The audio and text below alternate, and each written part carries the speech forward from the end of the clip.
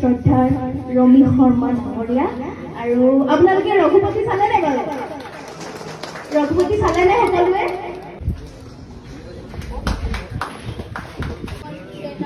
অভিনয় থাকে, পৰিয়াল আছে, তাৰপিছতো আপুনি ইমান ফিট কেনেকে আৰু আপোনাৰ ডায়েটটো বা খানাটো আপুনি কেনেকে মেইনটেইন কৰে?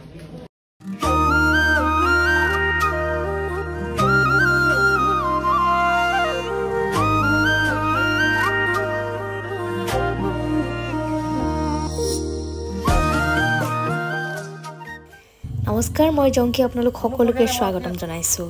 আৰু আজি পিংকি বাবা আৰু মই গৈ আছোঁ সোণাৰীত এটা জিমৰ উদ্বোধনী অনুষ্ঠানলৈ।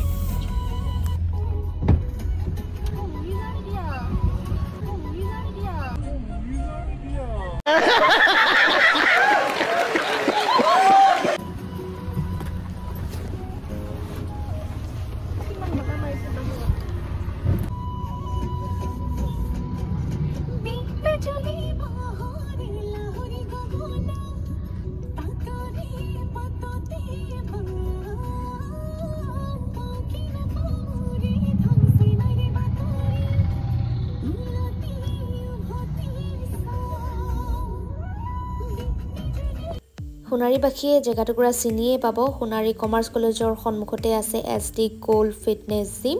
মোৰ বাবাৰ ককাইদেউ এজনৰ এই জিমখন অত্যাধুনিক সা সঁজুলিৰে সমৃদ্ধ, খুবেই ধুনীয়া। আজি উদ্বোধনী অনুষ্ঠান, আৰু উদ্বোধনী অনুষ্ঠানত কোন কোন উপস্থিত থাকিব আপোনালোকক দেখুৱাই থাকিম বাৰু। পিংকিয়ে নতুনকৈ লিপ বাম এটা আনি থৈছিলে, ক'লে যে এইটো গালত ব্ৰাছ নিচিনাকৈ লগালে বৰ ধুনীয়া হয়। দিলো নহয়, বাপেকে লগাই এগালমান ৰঙা হ'ল। বাহিৰত ওলাইহে গম পোৱা গৈছে।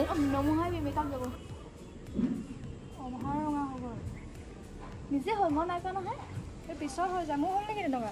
তোৰো হৈছে ৰঙা, নোৱাৰি দে, কিন্তু ধৰিব নোৱাৰে, কেমেৰাতহে লাগে বেছি। এয়া আমি আহিছোঁ আজি সোণাৰী। পিংকু এয়া। স্বাস্থ্যই পৰম ধন। সুস্বাস্থ্যহে মানুহক উন্নতিৰ জখলাত বগাবলৈ সহায় কৰি জীৱন যুদ্ধত জয়ী হ'ব পৰাকৈ সাহস, শক্তি, প্ৰেৰণা যোগায়। আৰু এই স্বাস্থ্য মানুহৰ অমূল্য সম্পদ, আৰু এই অমূল্য সম্পদবিধ অটুট ৰাখিবলৈ আমি সকলো সজাগ সচেতন হোৱাটো প্ৰয়োজন।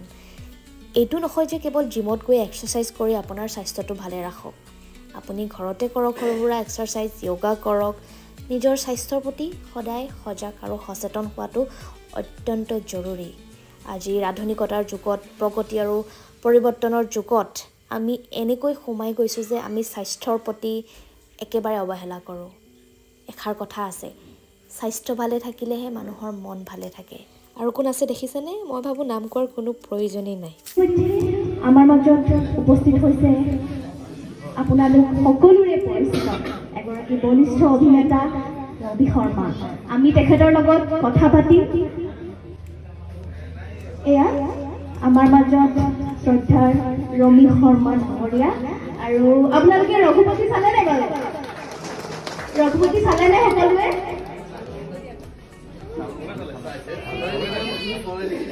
আচলতে এইখিনিতে আমি ৰঘুপতি আহিছে মিউজিক থকা হ'লে আৰু বেছি ভাল লাগিল হয়। তেতিয়া ৰবিদাই খোজকাঢ়ি আহি থাকিলে আমাৰ আৰু বেছি ভাল লাগিল হয়। তেখেতলৈ মই মাইক্ৰফোনটো আগবঢ়াই দিছোঁ। নমস্কাৰ। আপুনি কথাই ক'লে নহ'লে আহি পোৱা নাই এতিয়ালৈকে।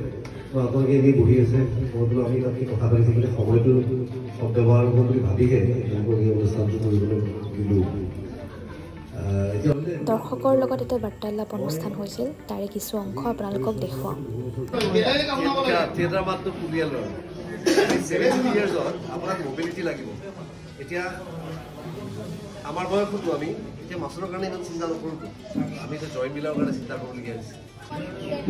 অভিনয় থাকে, পৰিয়াল আছে, তাৰপিছতো আপুনি ইমান ফিট কেনেকে আৰু আপোনাৰ ডায়েটটো বা খানাটো আপুনি কেনেকে মেইনটেইন কৰে?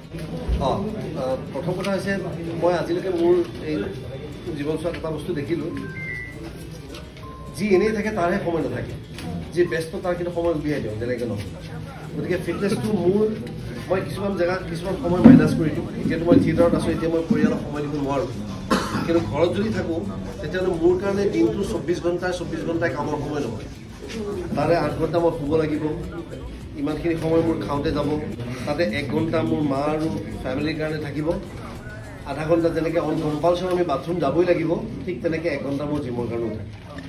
তাৰ পাছতহে বাকী সময় মই শ্বুটিঙৰ কাৰণে দিওঁ বা বেলেগ কামৰ কাৰণে দিওঁ সেইটো এটা প্ৰথম কথা টাইম মেনেজমেণ্টটো তেনেকৈয়ে হয় আৰু দ্বিতীয় কথা হৈছে এতিয়া টাইম মেনেজমেণ্ট এতিয়া মোৰ থিয়েটাৰ চলি আছে মোৰ সিংহদৰ তাৰ পৰা মই আহিছোঁ কালি ৰাতি বহুত দেৰিকৈ আৰম্ভ কৰিছে তেওঁলোকে তাত এটা শ্ব' কৰি ৰাতি আহি শুই উঠি ৰাতিপুৱা মই মোৰ ষ্ট্ৰেচিংকেইটা কৰি মবিলিটি এক্সাৰচাইজকেইটা কৰি এপছৰ কাৰণে অলপমান ৱৰ্কআউট কৰি তাৰ পৰা ওলাই আহিছোঁ এতিয়া সময়টো অলপ শুওঁতে কমি গ'ল কাৰণে এতিয়া মই গাড়ীত শুই আহিছোঁ গতিকে শ্বাৰ্টটো পিন্ধালৈকে চিন্তা কৰিছোঁ যে কটন শ্বাৰ্টটো যদি পিন্ধো শুই আহিলে কুচমুচ হৈ যাব গতিকে এনেকুৱা এটা শ্বাৰ্ট পিন্ধিব লাগিব নহ'লে যিটো শুই আহিলে নষ্ট নহয় ষ্টাইলটোতো চাব লাগিব গতিকে এইবিলাক চব মেনেজমেণ্টৰ পাৰ্ট এইবিলাক তাত শুই আহিছোঁ এতিয়া যাওঁতে আকৌ ইয়াত খাই শুই যাম গৈ ডাইৰেক্ট শ্ব' কৰিম সেইটো এটা হ'ল ছেকেণ্ড হ'ল টাইম মেনেজমেণ্ট বাকী ফিটনেছৰ কথাটো মই আটাইকে কওঁ যে জিম মানে ফিটনেছ নহয় জিম মানে ফিটনেছ হৈছে থট প্ৰচেছ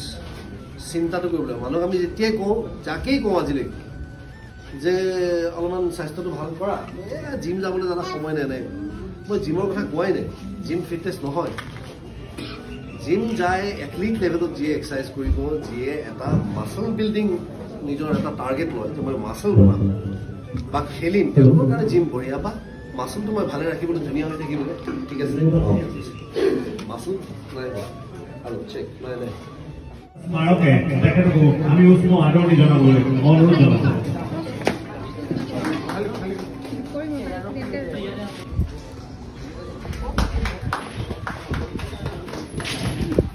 আমাৰ আন দুগৰাকী বিশিষ্ট অতিথি আৰু জনপ্ৰিয় কণ্ঠশিল্পী আপোনালোকে কেতিয়াবা পাক মাৰিব জিমটো খুবেই বেছি ধুনীয়া হয় আৰু আমি পেকেট লাঞ্চো খালোঁ তাৰপিছত এতিয়া আমি ভাত খাম বাৰু আৰু কেইবাজনো বিশিষ্ট অতিথি এই অনুষ্ঠানটোত উপস্থিত আছিলে আৰু আশা ৰাখিছোঁ আপোনালোকে পাক মাৰিব দেই আৰু খুব টেষ্টি আছিলে খানাটো ভাত খালোঁ আৰু এতিয়া আমি ঘৰলৈ যাবলৈ লৈছোঁ পোনপ্ৰথমে ইমান সময় ভিডিঅ'টো চাই থকাৰ বাবে আপোনালোক সকলোকে বহুত বহুত ধন্যবাদ জ্ঞাপন কৰিছোঁ বহুত দিনৰ পিছত আকৌ মই নতুনকৈ ভিডিঅ' বনাইছোঁ আশা কৰিছোঁ আপোনালোক সকলোৱে ভিডিঅ'বিলাক চাব আৰু যদি ভাল পাইছে like comment share and subscribe কৰিবলৈ নাপাহৰিব আৰু আপোনালোকে কেনেকুৱা ধৰণৰ ভিডিঅ' বিচাৰে তাকো কমেণ্ট কৰি জনাবলৈ নাপাহৰিব বাই বাই